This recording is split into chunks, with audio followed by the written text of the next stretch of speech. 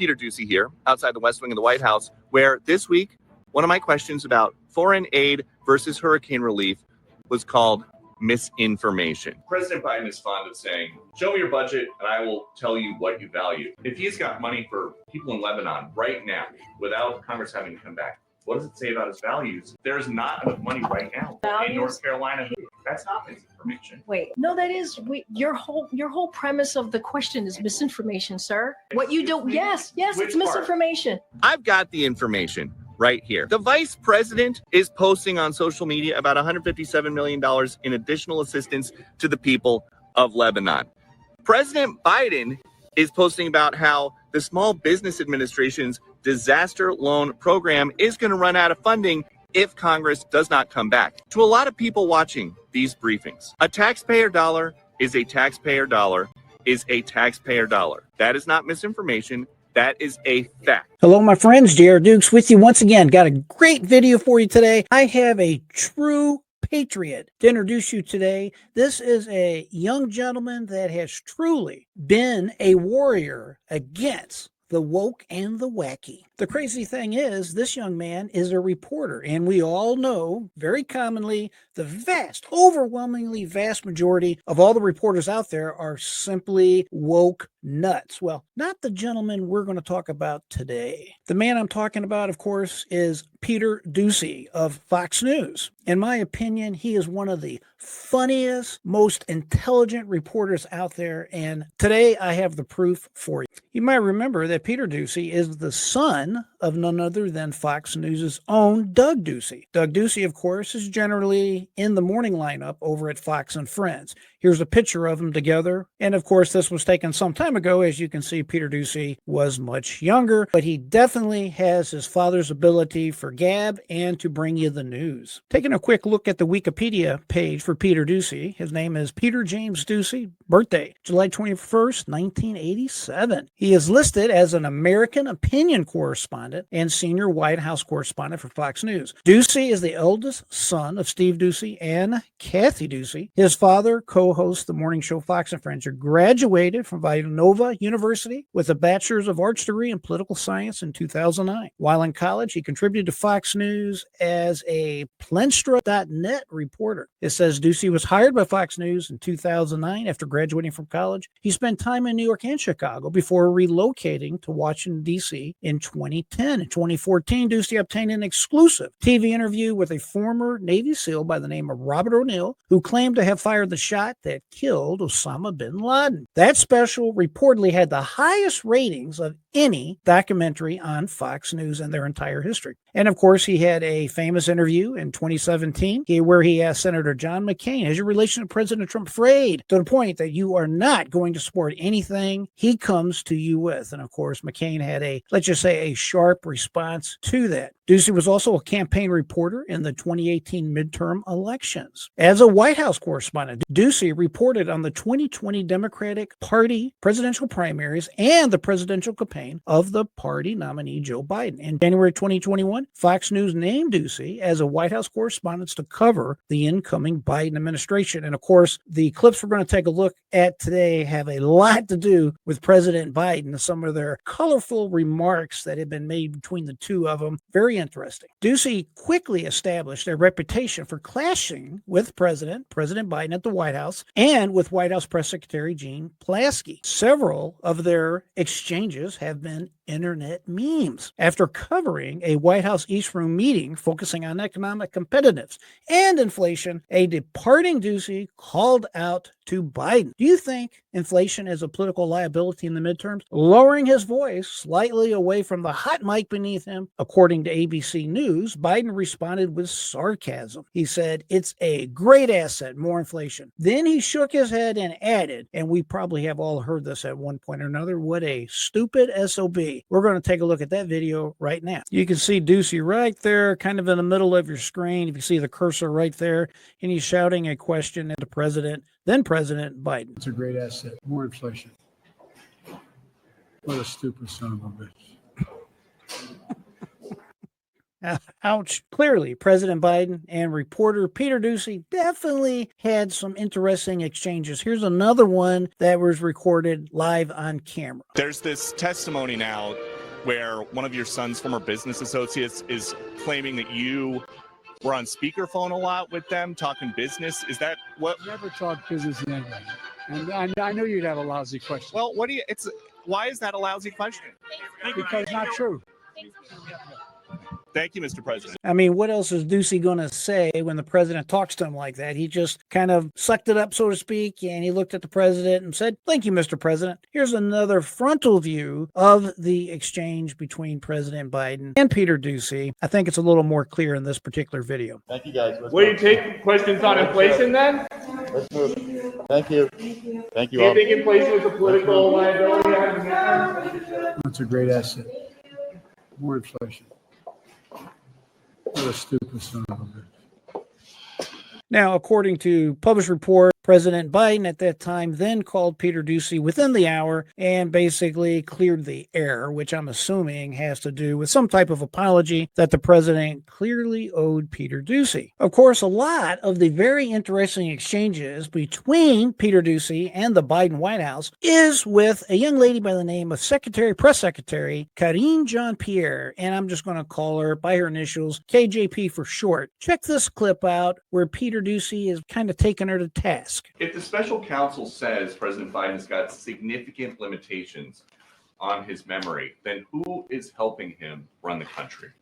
The President of the United States runs the country. The Commander-in-Chief runs the country. How can he be trusted with the nuclear codes if I get that you're saying that nobody in the building would say that he's got an issue with his memory, but just a little part of what we get to see, he's made mistake after mistake after mistake after mistake on camera this week.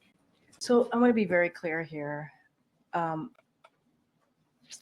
reality is that report, that part of the report does not live in reality. It just doesn't. And as we've been talking about on this program for a very long time, we all know that former President Joe Biden, feels very good to say that, by the way, former President Joe Biden definitely had some type of serious mental deficiency going on, yet all kinds of individuals from the Biden White House, anyone in their orbit, so to speak, was lying, absolutely lying to each and every one of us, including KJP. Thanks to Peter, he was always there to make sure he confronted her with these tough questions that seriously needed to be answered. Now, continuing on the same subject pertaining to whether or not President Biden has some type of mental deficiency or some other type of health ailment, Peter Doocy always questioned the press secretary, and let's just say he didn't let up concerning President Biden's health. Let's take a look at this next clip. Well, he also said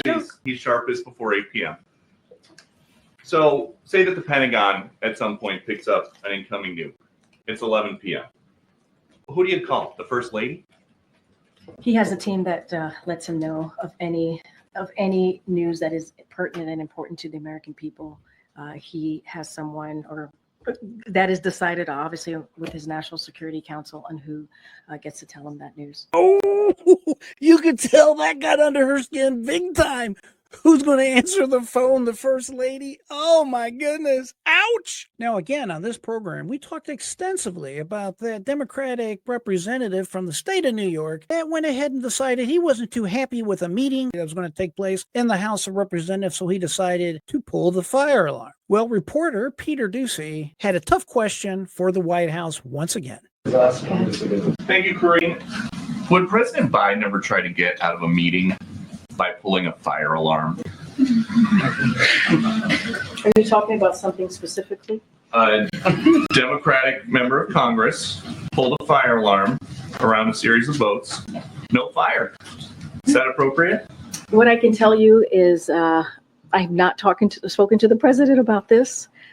And so just not going to comment. I would leave it up to, I know there's a House process moving forward right now. We can all definitely agree Peter Doocy knows how to ask the tough questions. And of course, the press secretary was not very happy, as you could hear the reporters in the room chuckling concerning Peter Doocy's question. One of my favorite exchanges from Peter Doocy and the White House press secretary has to do with Peter not allowing the White House to get away with calling Donald Trump the names they were calling him. I mean, they were calling Donald Trump everything from fascist, and most importantly, they started out calling him a threat. It's been only 2 days since somebody allegedly tried to kill Donald Trump again.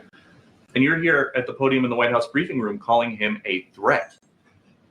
How many more assassination attempts on Donald Trump until the president and the vice president and you pick a different word to describe Trump other than threat? Peter, if anything from this administration, I actually completely disagree with the premise of your question, the question that you're asking. It is also incredibly dangerous in the way that you're asking it, because American people are watching. And to say that from an administration who has consistently condemned political violence, from an administration where the president called the former president and was grateful that he was okay, from an administration who has called out January 6th, called out the attack of Paul Pelosi, called out and said we need to lower the temperature after the Butler incident. And now for you to make that kind of comment in your question, because your question involved a comment and a statement. And, it is, that is also incredibly dangerous when we have been very clear in condemning political violence from here. What I have said about the president, the former president, about January 6th is facts that you all have reported. It is fact. When you have a former president who basically says that the election wasn't, the results of the election were not the results of the election. When dozens of more than 60 Republican judges said that it was a free and fair election. More than 60 said it was indeed a free and fair election. You had more than 2,000 people who were told to go to the Capitol. It was one of the darkest days of our democracy. One of the darkest days. There were law enforcement officers who died because of what happened at the Capitol. And they were there because the former president told them to go there. I mean, I don't know if that's not a threat in our democracy when it was one of the darkest days of our democracy, January 6th, one of the darkest days. And so we have been very clear from here. Now, we can have a disagreement on policies. We can on issues. That is what we should do. It is important to have those disagreements. It is welcome to have those disagreements on the economy, on healthcare, on foreign policy. But when you start bringing political rhetoric, that is not okay. And that's what you've heard from us too. You've heard of differences on policies. And of course, that's always the line you hear from the Biden White House, that nonsense about January 6th. For example, saying that police officers were killed on January 6th. That is a complete and utter lie. And of course, Peter Doocy is not going to allow her to get away with this. But to your point, there are people watching at home who might miss the part where you say, let's lower the temperature. And there are mentally unstable people who are attempting to kill political candidates, attempting to kill Donald Trump. And they are still hearing this White House refer to him as a threat. Is there no concern that people are taking that literally? We're using examples. We're not just saying that just to say it. January 6th, Peter. January 6th. Wait, January 6th. How many times do we have this? January 6th, 2021. That is a fact. What was reported that happened on that day by some of your colleagues. I mean, and we have at the same time denounced political violence over and over, political rhetoric over and over again. But I know your focus has to be on this side of the house. It can't be on your side of the house. I get that. I get that. And of course, Peter Doocy is fearless. He doesn't care what the subject is or what the question might be as far as being uncomfortable. It can pertain to anything, including the budget, and Peter Doocy will call it out. President Biden is fond of saying, show me your budget and I will tell you what you value. If he's got money for people in Lebanon right now, without Congress having to come back, what does it say about his values? There's not enough money right now for His people values, in North Carolina who his- need it. That's not misinformation. Wait, no, that is your whole premise of the question is misinformation, sir. What you Excuse don't, me? yes, Which it's part? misinformation. Is there money to send to Lebanon right now? I just mentioned to you that we provided more than $200 million to folks who are impacted in the area. And I just shared with you that people are deciding not to, people are deciding not to. President not- Biden sent a wait. letter to Congress that there's not enough money to help people We're in North talking Carolina. about the SBA disaster loan. That's Yes. money for people in North Carolina. And that's important. And people in North Carolina need that. Wait, this is nothing new. Peter, this is nothing. And of course, these woke Democrats under the Biden administration love to talk about disinformation, misinformation. Peter knows, we all know that it's basically a covert way of trying to take away our First Amendment right to speech, free speech, and Peter is not going to tolerate it. Nothing new. Peter, this is nothing new. Congress comes together, they provide money, millions of dollars for disaster relief. We're asking them to do the job that they have been doing for some time. From a letter that President We're Biden doing sent to for Johnson, some McConnell, time. Schumer, and Jeffries. The president's letter is not misinformation. Peter's not going to let up on that misinformation stuff. He's not going to take it. Need additional That's funding. exactly what I just asked about. And you said it was No. misinformation. What Yes. you're asking me is why Congress needs to come back and do their job. That's what you're asking me. Congress needs to come back and do their job and provide extra assistance, extra funding to disaster relief fund. That's what Congress needs to do, and we're going to continue to urge that. You may not want that, but that's okay. That's what this president wants, and that's what the vice president wants. Thanks, everybody. Peter has always hammered the White House with questions that every American wants to know. It was a good thing that he specifically asked the White House exactly what they were going to do pertaining to the president's son, Hunter Biden, receiving a pardon. And of course, we know how this turned out. President Biden says that he's not going to pardon his son, Hunter. Is he going to ask Donald Trump to do that?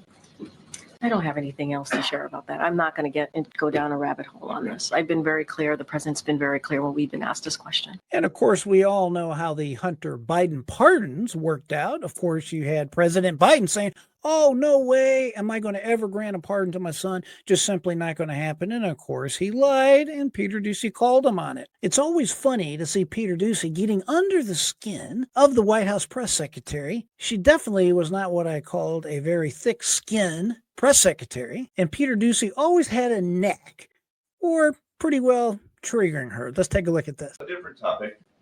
Since when does the vice president have what sounds like a Southern accent? Better thank a union member for sick leave. You better thank a union member for paid leave. And you all helped us win in 2020, and we're going to do it again in 2024. I have no idea what you're talking about. Well, I mean, this is... she was talking about unions. You better thank a union member. Classic, right? But Peter is also a classic. In one of the final exchanges between the White House press secretary, you could see what I call cooling the mark. And that's what Peter Doocy did in this particular clip. Hi.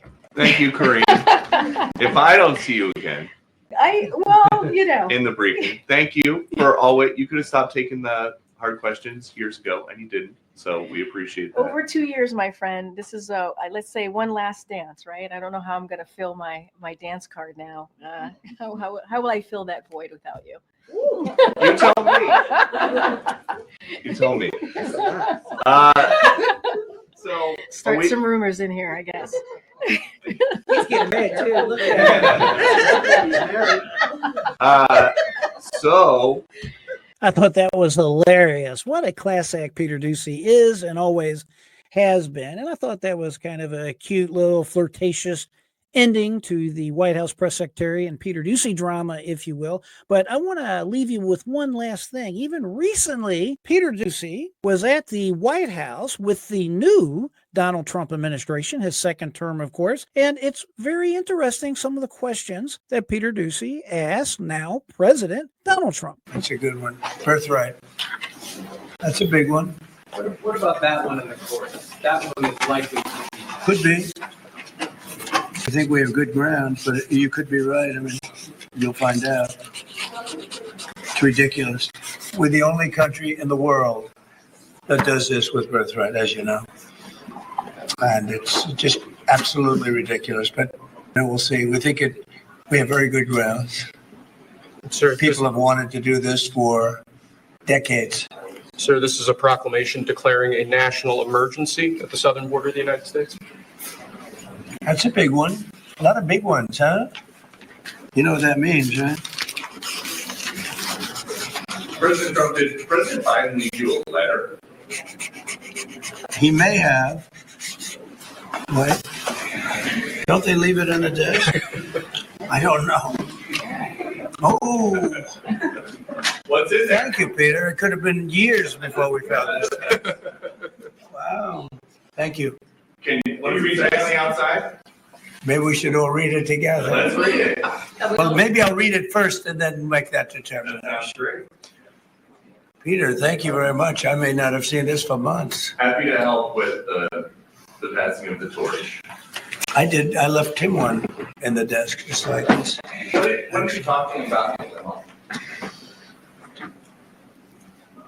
Unification of our country.